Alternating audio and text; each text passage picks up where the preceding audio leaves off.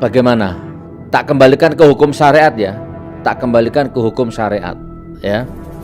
Kalau ada satu negeri, satu saja rakyatnya yang kelaparan, demi Allah itu besok di akhirat berat sekali hisapnya itu pemimpinnya itu.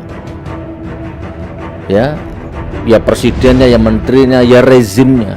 Satu saja rakyat yang kelaparan, berat hisapnya. Kalau presidennya berwibawa, kan hukum alam, saya katakan hukum alam tadi, presidennya berwibawa, presidennya cerdas, kan nggak bisa dibohongi, kan nggak bisa ditipu. Aura cerdas, ya aura wibawa, aura bermartabat, aura keadilan. Apalagi coba sebutkan, coba leadership, ya kepemimpinan. Apalagi coba, apa manteknya, apa tablighnya, sidiknya, fatonahnya, amanahnya, kan itu kan nggak bisa ditipu. Mau dipoles pakai bedak harganya 1 miliar, kalau memang tidak ada auranya sudah tetap nggak akan bisa ditipu. Nah kalau pemimpin itu benar-benar berwibawa, adil, bermartabat, kan nggak mungkin ada ahli bahasa.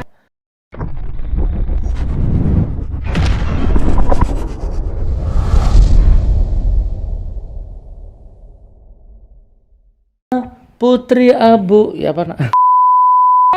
Memutusnya cintamu dengan Nabi, dengan baginda kau pernah main lari-lari, selalu bersama hingga ujungnya waktu di samping surga. Oh, kok pinter Dek Shanum, ge. Oke, kalau gitu disapa dulu teman-temannya sebelum nyanyi, ayo. Halo teman-teman, hari ini Dek Shanum lagi mau Biar Bapak yang megang. nuteng nyanyi salawat yang baru-baru aja. Dek Shanum mau nuteng kayak biasa, tapi kayak agak kesini aja. Jangan lupa like, comment, share, dan subscribe. Dek Shanum mau nyanyi dulu. Aisyah, romantisnya cintamu dengan Nabi. Oh gitu, ya apa nak Aisyah? Sebentar, Aisyah itu siapa sih nak? Aisyah itu siapa? Yang nyanyi itu Aisyah. Oh, bukan Sabian. Bukan, kalau Sabian itu yang naik sepeda, yang pancal-pancal itu. Oh gitu. Dek Shanum kok bisa nyanyi Aisyah itu dari mana nak? Dari HP. Oke, saudaraku, kita saksikan adik Shanum akan menyanyikan sebuah lagu Aisyah ya apa lagu? Aisyah, romantisnya cintamu. Yang bagus suaranya, yang bagus, yang sebentar. Duduknya yang bagus. Duduk apa berdiri?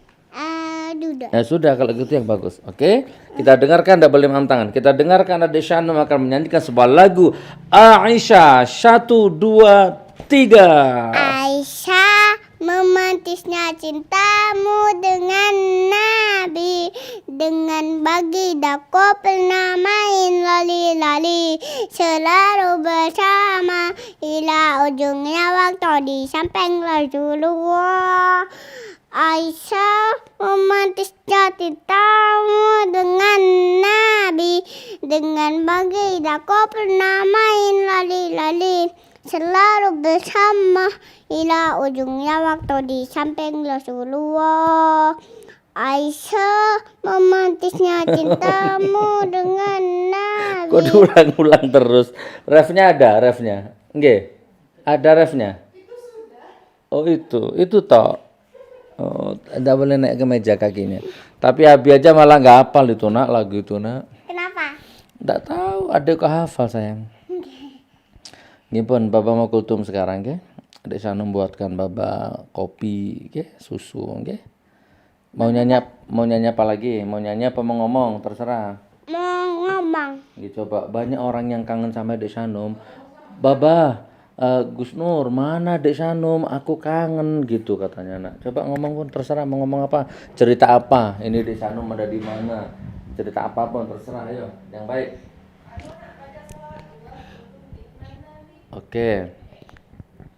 Mada hafal di Gepon ayo ngomong, 25 Gepon Nabi. ngomong apa saja. Assalamualaikum teman-teman. Kali ini Desa mau nyanyi 25 Nabi Rasulullah, manusia yang utama, utusan Allah. Wajib diketahui, harus diteladani. Inilah nama-namanya: Adam, Idris, Nuh, Saleh, Ibrahim, Ismail, Ishak, Yakub, Yusuf, Ayub, Pon sip, durasinya kepanjangan. Aduh, ini bagus, jangan tutak-tutak. Pun ge, sekarang Bapak yang kultum ge. Ba, di sana mau ngomong. Cepetan aja ngomong dulu. Ayo ngomong apa? Yang tegas. Apa yang megang mic-nya? Assalamualaikum warahmatullahi wabarakatuh. Waalaikumsalam. Isanum lagi di rumah bangunan yang bagus-bagus banget. Isanum tante, baba, Mas Noy, Mbak Lia, Tante Ing, Mama ada di sini semua. Tante masih beli kebab untuk biasa. Ya udah, Baba mau kultum, di sana pamit dulu. Jangan lupa like, comment, share, dan subscribe. Dadah. Tunggu dulu, Tahu dari mana gini-gini tuh? Like, komen apa tadi? Bapak nggak ngerti. Oh, sayang dulu Bapak. Sayang dulu. Lagi. Pun, Bapak kultum sekarang ya. Pun, adik ke sana.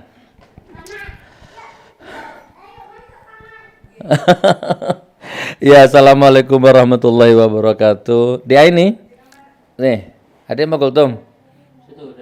Tapi pakai kaos di rumah. Enggak apa-apa sih nih, sebentar nih. Nih adik ini kalau di rumah gini teman-teman ya. Baru selesai ngaji roti pul haddad. Nggih. Dadah, kultum berdua yuk. 1 menit mau ngomong apa sama Mbak ini? Yuk. 1, 2, 3. Assalamualaikum warahmatullahi wabarakatuh. Di Sanum sama Mbak Aini lagi mau kultum biasa. Dia ini bisa Aisyah nak. Coba dikit mau. Masa kalah sama adeknya? Ya mana Aisyah nak? Aisyah memantisnya cintamu dengan Nabi. Baba malu Mbak ini.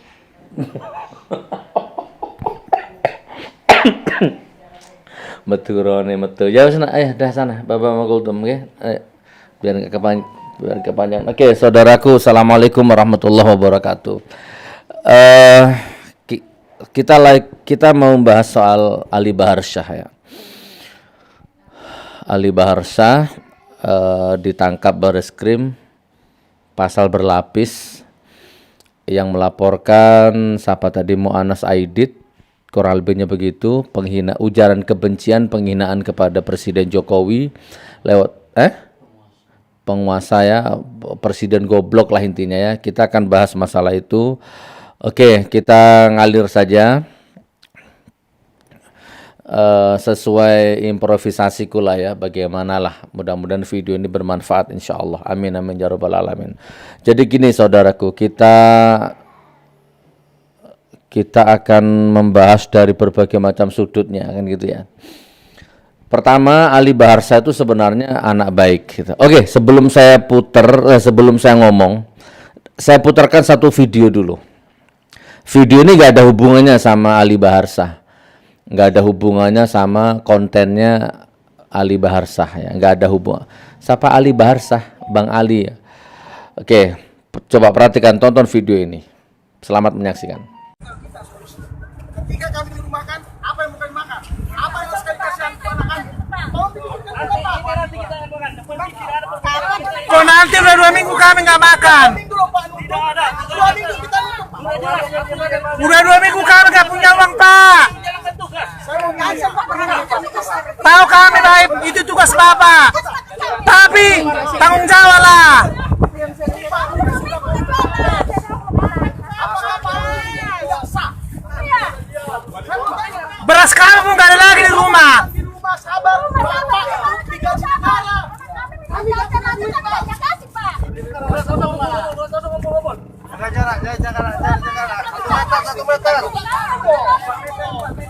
Jangan bikin peraturan jago, tapi makan orang nggak dipikirkan. Tidak kan masalah solusi nanti itu kita tanyakan di kota. Saya menjalankan tugas saja.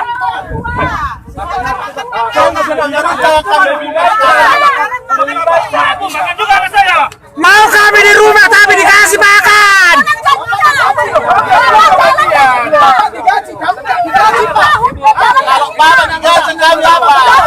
Pak, gini aja lah.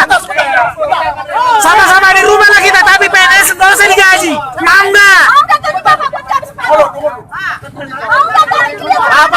Apa digaji apa? Kalau Apa bedanya mati karena corona dengan mati kecelakaan? Apa bedanya? Sama-sama mati. Bagus kami tepuh mati. iya, Kalau corona, Bapak matinya bawa orang. Apanya Pak? Virusnya menyebar. Kalau mati Jadi kalau ya kami juga mati sama-sama dengan keluarga. kebaikan Kebaikan. bukan buat Bapak semua, tapi buat tahu kami Pak, maksudnya tahu. Tahu sekarang makan ini sekarang makan. solusinya sabar. Itu saja. Sabar. Sabar 2 minggu udah nggak makan. 2 minggu udah.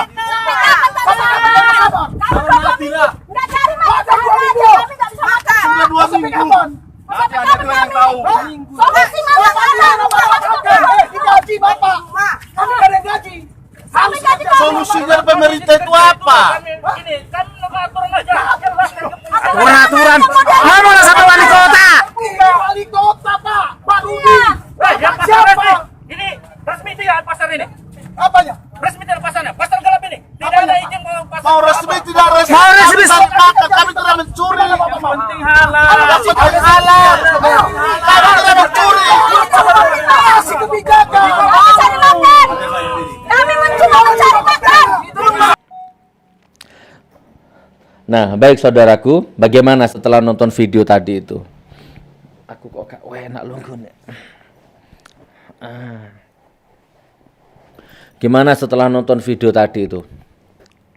Piye, komentarmu piye? Itu baru satu video.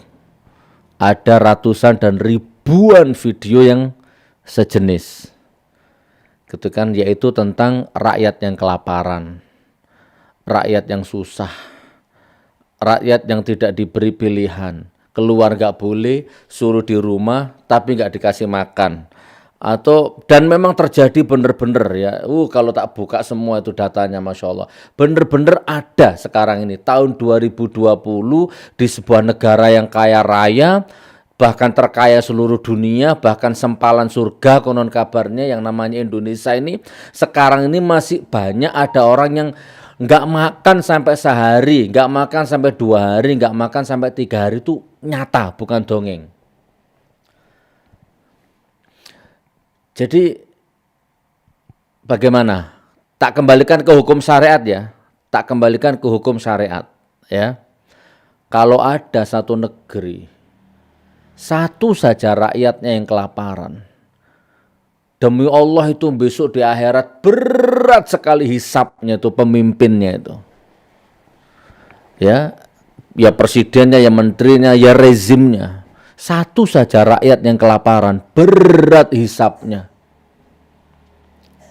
Makanya sampai Umar bin Khattab ya, yang malam-malam sidak lihat rakyatnya seorang ibu yang masak batu yang tidak matang-matang itu karena anaknya sampai nangis karena kelaparan. Coba perhatikan, begitu Umar bin Khattab tahu kejadian itu, ada rakyatnya yang sampai kelaparan seperti itu, langsung lari pulang ke istananya, mikul beras sendiri sampai pecah kakinya, bengkak kakinya. Ada satu sahabatnya yang gak tega, mana tak bawanya berasnya, gak usah. Bagaimana besok hisapku di hadapan Allah ini, ternyata ada rakyatku yang kelaparan. Saking takutnya itu, mikul beras sendiri, presiden mikul beras. Kita sampai dimasakkan, sampai ditemani makan. Setelah kenyang baru, kamu besok datang ke istana, temui presidenmu. Ya, besok kamu akan mendapatkan hidup yang layak. Besoknya baru orang itu nemui Umar bin Khattab dan betapa kagetnya ternyata Presidennya adalah Umar bin Khattab sendiri yang tadi malam masakkan sego, ikut nemani makan di situ. Gitu saudaraku ya, itu satu video saja, silahkan dikembangkan cakrawala pikiranmu ya, silahkan. Ya hutangnya, korupsinya, mangkraknya, bohongnya, nipunya, modusnya, hoaknya, macam-macam. Nah itulah kondisi negeri ini, kondisi bangsa ini. Nah sekarang saya kembali ke Ali Bahar Shah, gitu kan. Jadi kalau ini dulu sudah sering kita bahas ya di kajian-kajian ya. Kalau ada rumah tangga berantakan yang secara logika yang bisa didekati secara hukum ya, itu yang bisa diminta pertanggungjawabannya adalah suami. Karena kenyang kelaparnya seorang anak, ya kenyang lapar bahagia derita seorang anak, seorang istri itu ada di tangan suami, tanggung jawab suami. Ar-rijalu qawwamun 'alan nisa. Nah, aman tidaknya RT itu tergantung RT-nya, tergantung RW-nya, kecamatan tergantung camatnya. Pokoknya dan ada satu hukum gravitasi, ada satu hukum alam teman ya. Dimana kalau Anda lemparkan benda ke atas pasti jatuh ke bawah. Dimana kalau antum celupkan tanganmu ke air pasti basah. Antum masukkan tanganmu ke api pasti terbakar. Hukum alam, sunnatullah, hukum pasti. Nah, jadi kalau suami baik, suami soleh, suami jujur, pasti bahagia rumahnya, bahagia rumah tangganya. Ya kan kalau RT-nya baik, RT-nya soleh, wah pokoknya jujur, amanah, takut kepada Allah, pasti aman RT-nya. Kalau ada desa yang baldatun, thayyibatun, warabun ghafur, pasti lurahnya baik, amanah. Gitu loh. Kalau camatnya baik, kalau gubernurnya baik, wali kotanya baik, gubernurnya baik, pasti aman tuh. Ibu kotanya, provinsinya itu aman. Nah kalau presidennya amanah, jujur, nggak bohong, amanah, takut sekali kepada Allah, ada Allah di hatinya, ada Nur Muhammad di hatinya, wallahi demi Allah pasti makmur negaranya. Demi Allah, itu hukum alam soalnya. Jadi aku tuh menghayal, ya Allah, aku tuh bisa nggak punya negara itu penjaranya kosong gitu kan. Rakyatnya makmur gitu kan, nggak ada kriminal, nggak ada kasus gitu. Ya, wallah lebih sawab. Dinteni sampai linggis ngambang ya. Oke, saudaraku. Nah, berarti orang sampai teriak lapar sampai orang nggak makan itu serius. Nah, itu mau nyalahkan siapa? Kan harus ada yang disalahkan.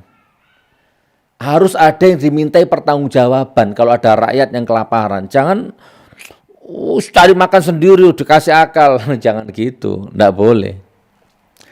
Ya, ada batas-batas di mana rakyat itu ya usaha, ya dipermudah jalannya, dipermudah aturannya, macam-macam. Rakyat itu udah, apalagi rakyat Indonesia, enggak repot.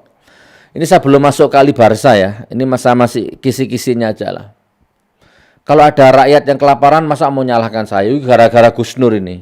Enggak logis. Ini kalau rakyat kelaparan gara-gara Ali Bahar Shah ini, enggak masuk. Ya kan? Nah, yang mendekati logis, mendekati hukum yang agak pasti lah, hukum sunnatullah itu ya rezim. Kan iya, siapa lagi yang semua kekuasaan di tangannya kok. Gitu kan. Coba enggak ada koruptor, hukum ditegakkan, enggak ada carut marut, dilindungi semua antar agama. Kristennya aman, Islamnya aman, Budanya aman, gerejanya aman, Islam, semuanya makmur. Betul-betul khalifah, sebagaimana khalifah yang dulu-dulu gitu. Nah, kan enggak mungkin seperti ini. Dan rakyat enggak mungkin membenci pemimpinnya. Oke saudaraku, itu kisi-kisinya ya. Nah sekarang saya akan bahas Ali Bahar Shah. Pertama, poin pertama. Secara menyeluruh, secara keseluruhan sebenarnya Ali Bahar Shah itu pemuda baik, mahasiswa baik, mahasiswa yang taat sholat. Saya juga kalau nggak salah 3 atau 4 kali pernah ngevlog sama dia di Jakarta. Ya pemuda baik, ya bukan koruptor, bukan kriminal. Itu poin pertama. Dari keluarga baik-baik, pemuda taat beribadah. Tuh, masukkan dulu tuh. Itu poin pertama. Ya, bukan narkoba, bukan ngedrak, minum, bukan. Ya, bukan anak gelandangan, bukan anak yang mabuk-mabuk, itu bukan. Nah, yang kedua, saya selentingan sih, saya belum lihat secara detail, tapi saya dengar Ali Baharsa itu dikena pasal berlapis, ya, ujaran kebencian dan salah satunya ada pornografinya. Wallahu a'lam bishawab. Mungkin diadakan pendalaman lebih lanjut, mungkin ya, handphonenya atau laptopnya katanya ada pornonya. Nah ini saya bukan orang hukum, tapi ini kok kayaknya janggal ya, ini nggak masuk. Sejak kapan orang nyimpen video porno di handphone, di laptop, terus kena pasal itu sejak kapan? Apa anggota DPR itu kira-kira laptopnya, handphonenya nggak ada video pornonya? Ya, di gedung MPR, gedung DPR itu. Ini saya ngomong secara umum. Atau bila perlu misalkan, mohon maaf ya, oknum lah ya, oknum polisinya lah misal. Apa nggak ada polisi yang di handphonenya atau di laptopnya itu ada pornonya? Nah kalau di handphoneku saya jamin insya Allah, demi Allah wallahi wa rasul wa nabi, insya Allah nggak ada, steril. Laptopku nggak ada, karena handphone ini orang banyak yang megang. Ya. Ada admin 1, 2, 3 yang megang ini. Jadi sejak kapan orang nyimpen video porno di laptop itu kena pasal tuh sejak kapan? Kecuali nge-share baru. Oke, saya percepat aja ya. Terus kemudian yang ketiga, ini poin ketiga sekarang.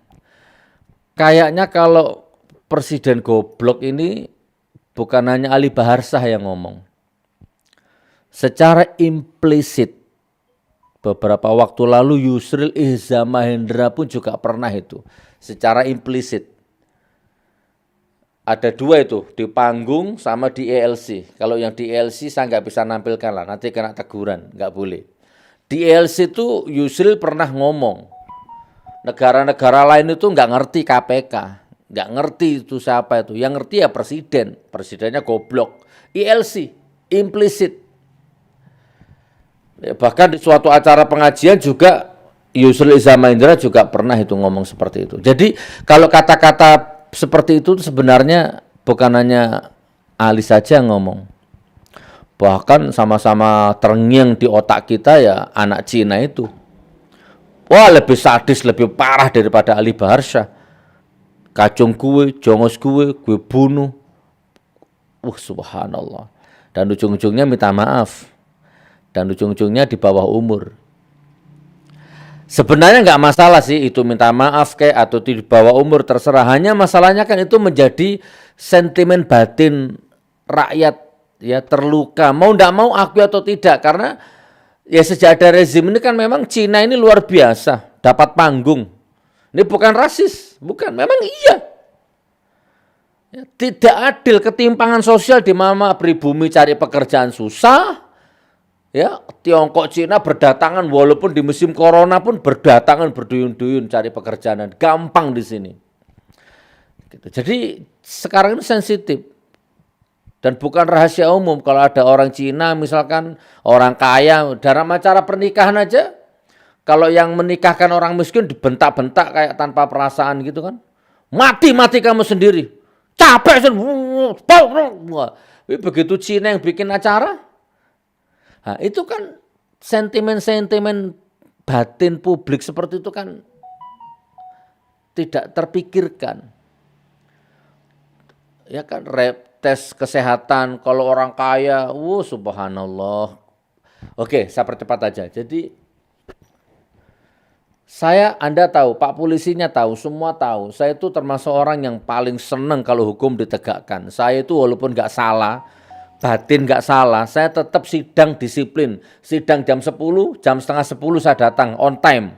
Nggak pernah mangkrak walaupun biayanya mahal, semahal apapun, saya tetap datang, berjuang on time. Saya orang yang taat hukum, senang kalau hukum itu ditegakkan, Anda tahu itu. Saya rela mati berkalang tanah itu demi hukum ditegakkan, itu enggak masalah. Sidang di Palu 15 juta tiap Kamis. Tak paksa-paksa bagaimanapun caranya, on time.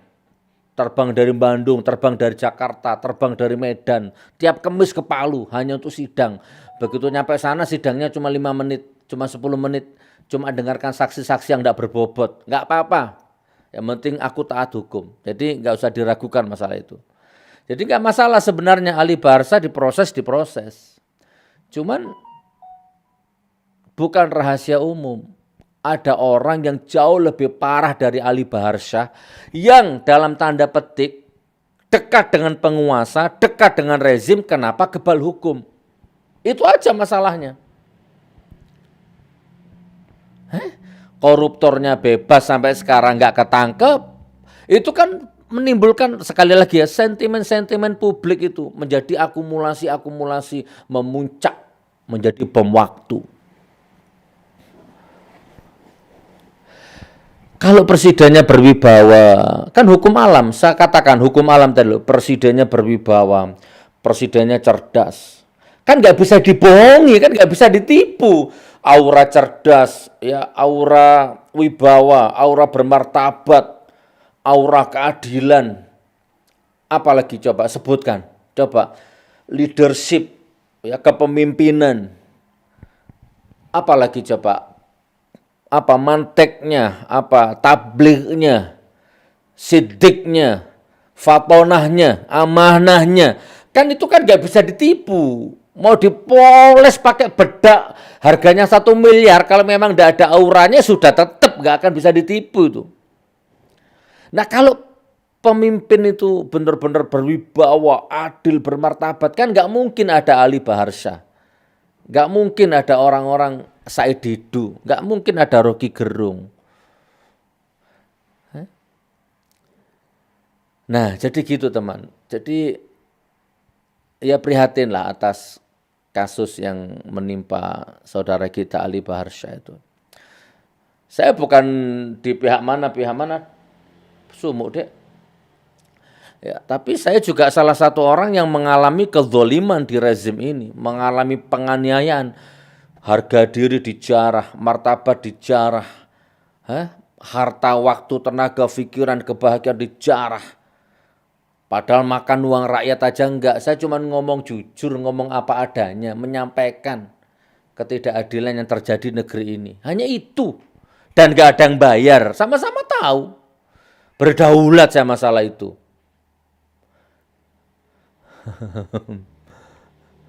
Dulu sudah sering kita bahas itu. Apapun motifnya saya nggak tahu itu. Ada Pak Wahyu dari divisi teroris, silaturahim ke pesantren baik-baik. Alhamdulillah ninggali amplop pulangnya, saya kembalikan.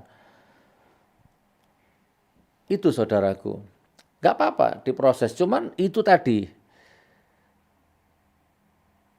Kenapa kalau orang yang dekat dengan penguasa, coba ujaran kebencian, saya kembali ke hakikat masalah, ujaran kebencian, wallahi, tak putar lagi video-video mubahalah nanti bila perlu, itu tidak ada kadaluarsanya itu, wallahi, kalau ngomong ujaran kebencian, menteri-menterinya rezim sekarang itu, 100 kali lebih dahsyat daripada Ali Baharsa itu. Kalau ngomong ujaran kebencian, ada enggak rezim, menteri, pejabat yang ngomongnya ngawur, yang membuat rakyatnya benci? Ada enggak?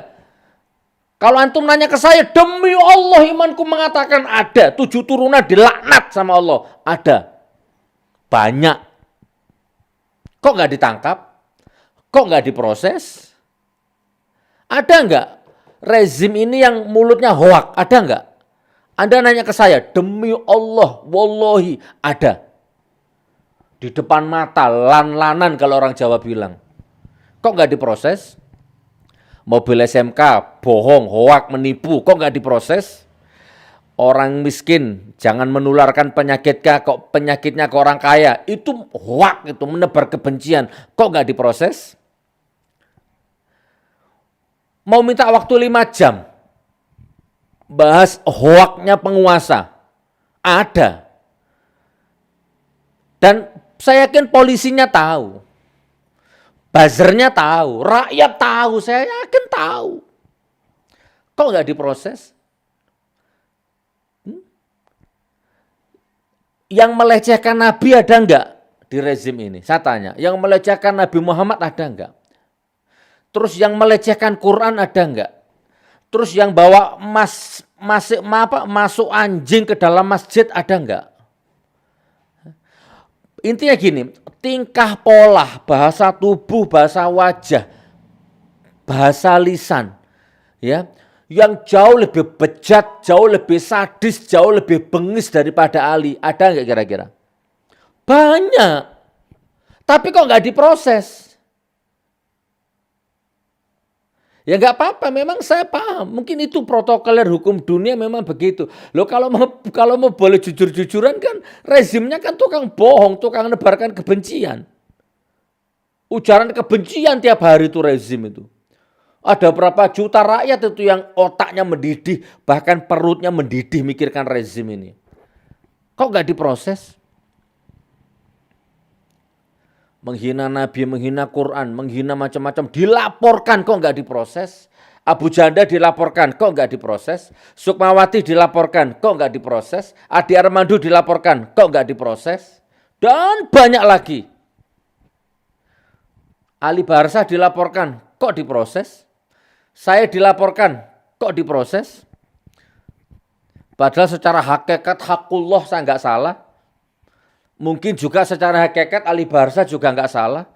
Habib Bahar dilaporkan, kok diproses. John Ruginting dilaporkan, kok diproses. Ahmad Dhani dilaporkan, kok diproses. Hanya ngomong idiot. Yang jauh lebih bejat, jauh lebih bengis, jauh lebih sadis.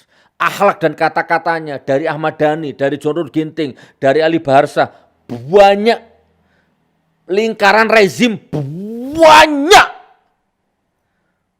Dan dilaporkan dan nggak diproses. Kenapa?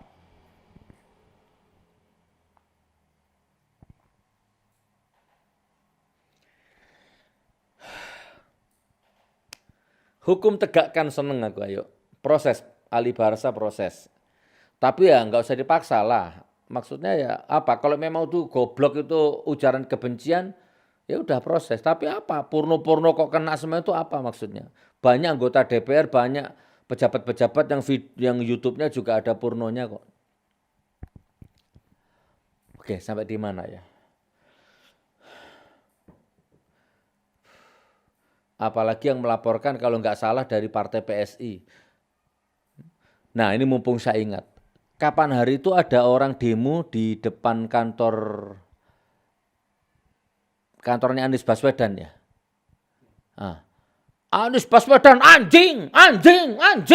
Kok nggak ditangkap? Ditangkap apa enggak itu? Diproses apa enggak itu? Udahlah saudaraku, kalau insya Allah tanpa saya jabarkan secara detail, antum sudah ngikuti video saya ya, sudah 6 tahun 7 tahun ngikuti, dan pakai bahasa mata, bahasa mulut, bahasa tubuh Anda sudah bisa lah. Apa istilahnya, ibarat yang aku katakan ini ibaratnya hanya 1 kilo, tapi Anda bisa menafsirkan menjadi 1 kintal, 1 ton lah tafsirnya itu. Kurang lebih begitu. Jadi, ya kalau saya jadi presidennya ya bagaimana ya? Ya sudah, memang saya goblok, memang saya ini nggak ngerti, memang saya ini harus mundur. Kalau saya. Coba kalau aku jadi presidennya ya, iya ya, sejak aku berkuasa ini rakyatku terpecah belah, antar agama terpecah. Ya iya ya, aku ini memang pelihara buzzer. Iya ya, sebenarnya aku ini sebenarnya aku ini goblok, aku ini bodoh, sebenarnya aku ini nggak bermartabat, sebenarnya aku ini hina. Sebenarnya aku ini jongos, sebenarnya aku ini kacung. Hanya buzzer-buzzer piaraanku aja lah yang bisa memoles-moles berita sampai aku begitu seperti ini. Ya Allah, gimana ya? Kalau aku mundur atau harakiri, bunuh diri lah sekalian ya. Jadi secara hukum dunia ya nggak apa-apa lah Mas Ali ya, Ali Barsa Semoga sampean sabar ya. Nanti salah benar di hadapan Allah. Dan coba lihat saudaraku, akun-akun cebong. Panen raya. Panen. Masya Allah. Oke, saya closing ya, statement ya. Ali Baharsah ngomong presiden goblok. Itu bisa benar, bisa salah ya. Itu Allah nanti. Oke, kalau dihukum. Nah, tapi Ali Baharsah tidak pernah merugikan, tidak pernah menipu, tidak pernah utang duit akun-akun yang sekarang lagi panen itu. Ya kan, wah di blow up mati-matian itu di YouTube itu, di Facebook itu. Nah, hati-hati. Ya, bahasa saya tetap punya standar bahasa hukum disiplinku adalah cek kesehatan darahmu, cek tekanan darahmu, cek tekanan kolesterolmu, cek rumah tanggamu, cek anakmu, akhlak anakmu, cek istrimu. Ya, hati-hati kalau mau berangkat, minyak rimnya dijaga semua. Ya, waspada. Audit alam itu sangat teliti, sangat detail. Ya, Ali Baharsah enggak pernah merugikan dirimu, bahkan enggak mengenal dirimu. Ya, sama dengan aku. Ya, aku sibuk mengkritik penguasa pagi, siang, dan malam sampai aku korbankan zona nyamanku. Enggak ada yang gaji, enggak ada yang bayar. Udah gitu masih bedah rumah, bedah masjid, ngurus santri, paling enggak itu santri juga generasi muda bangsa, penghafal Quran, hafid Quran, tak urus itu 400 santri itu. Aku di sisi itu aku ngeritik rezim. Nah, tapi di media sosial ada orang bikin akun yang aku kenal aja enggak, ngutang duitnya aja enggak, ya. Tapi siang malam tiap hari explore terus, ambil videoku, potong videoku, macam-macam. Saya enggak tahu itu apa sudah nikah apa belum, kaya atau miskin, kiri atau sukses, saya enggak ngerti. Nah, itu nanti hitung-hitungan di hadapan Allah nanti. Barakallah ya, barakallah. Ya sudah, mudah-mudahan kemana arahnya ini Anda sudah bisa menafsirkannya sendiri. Jadi memang rakyat ini banyak yang susah sekarang, banyak yang kelaparan, dan itu siapa yang harus diminta pertanggungjawaban? Ya silakan jawab sendiri dalam hatinya masing-masing. Wabillahi taufiq wal hidayah. Wassalamualaikum warahmatullahi wabarakatuh.